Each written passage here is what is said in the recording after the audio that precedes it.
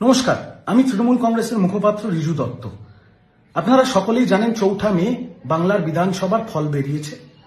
বাংলার মানুষ দুহাত তুলে বিজেপিকে আশীর্বাদ করেছে এবং বাংলায় পরিবর্তন হয়েছে। আগামী ৯ই মে নতুন সরকার গঠন হবে বাংলায়। কিন্তু আমার ভিডিওটা আজকে সেটা নিয়ে নয়। আমার ভিডিওটা হচ্ছে ৪ঠা মে বিকেল ৪টের থেকে আজকে ৬ই মে দুপুর ৩টে অবধি আমার সাথে ব্যক্তিগত কি কি ঘটনা ঘটেছে। আপনারা জানেন যে আমার দল তৃণমূল কংগ্রেস কাউন্টিং অবজারভার করে পূর্ব মেদিনীপুরে পাঠায়।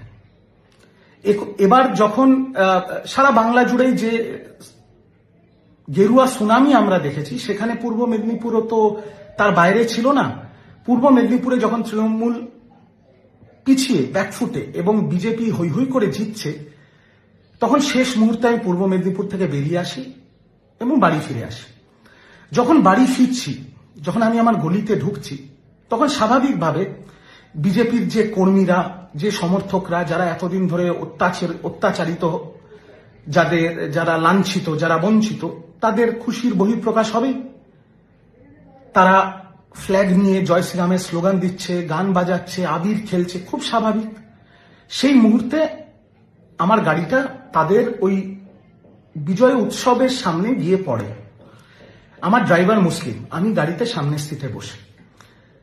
আপনাদের বলতে চাই, আমি এটা না বললে, মানে এই কথাগুলো বিগত ১.৫-২ দিনের কথাগুলো না বললে পাপ হবে। আমার মণ্ডল সভাপতি সেই সময় যদি সে চাইতো, আমার গায়ে আবির লাগিয়ে দিতে পারত, আমার গাড়ি ভাঙচুর করতে পারত, আমার মুসলিম ড্রাইভারকে মারতে পারত, আমাকেও চত্থাপ্পড় মারতে পারত। কিন্তু তারা কি করেছে? সে এসে আমার সাথে হাত মিলিয়েছে, আমার গায়ে গেরুয়া আবিরটা পর্যন্ত দেয়নি। উল্টে বিজেপির ছেলেগুলো বলেছে, একটু রাস্তাটা খালি কর, রিজুদার গাড়িটাকে বার করে দে। নাম্বার 1।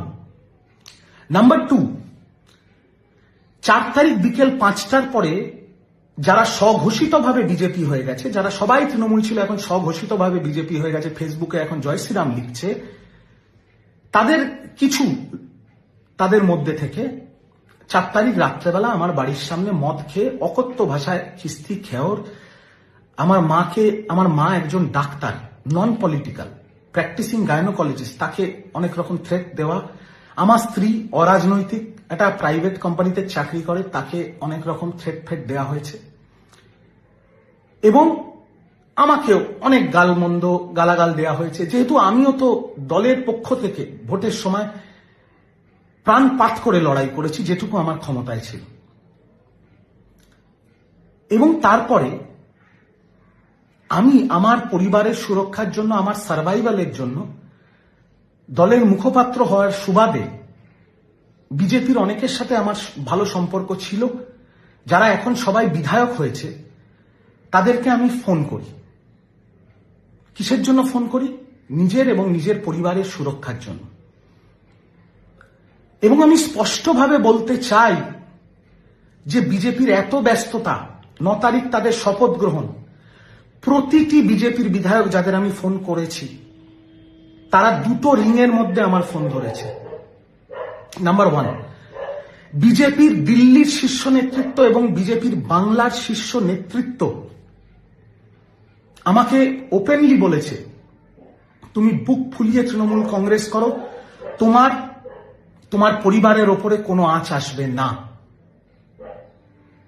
কারণ আমি তাদের একটাই কথা বলেছিলাম যে, দাদা, আমাদের কি বাঁচার অধিকার নেই? আমরা বিরোধী দল করি, এখন আমরা তৃণমূল কংগ্রেস করি, আমি তৃণমূলের মুখপাত্র, কিন্তু আমার কি বাঁচার অধিকার নেই? আমাদের কি বেসিক সম্মানটুকু থাকবে না? আমাদের জীবন জীবিকা, আমাদের চাকরি, সেটাও কি আপনারা কেড়ে নেবেন? তাহলে বলুন, আমরা সুইসাইড করে নিচ্ছি। তখন বিজেপির সর্বস্তরের দিল্লি এবং বাংলার শীর্ষস্থানীয় নেতৃত্ব, আমি তাদের নামটা নিচ্ছি না, তারা এক কথায় বলেছে, তোমার উপরে বা তোর উপরে কোনো রকম প্রবলেম হলে আমাকে ফোন করবি। এবং তারা বারংবার হোয়াটসঅ্যাপে খোঁজ পর্যন্ত নিয়েছে, কোনো প্রবলেম হয়নি তো? এটা যদি আমি না বলি, আমি পাপ করব।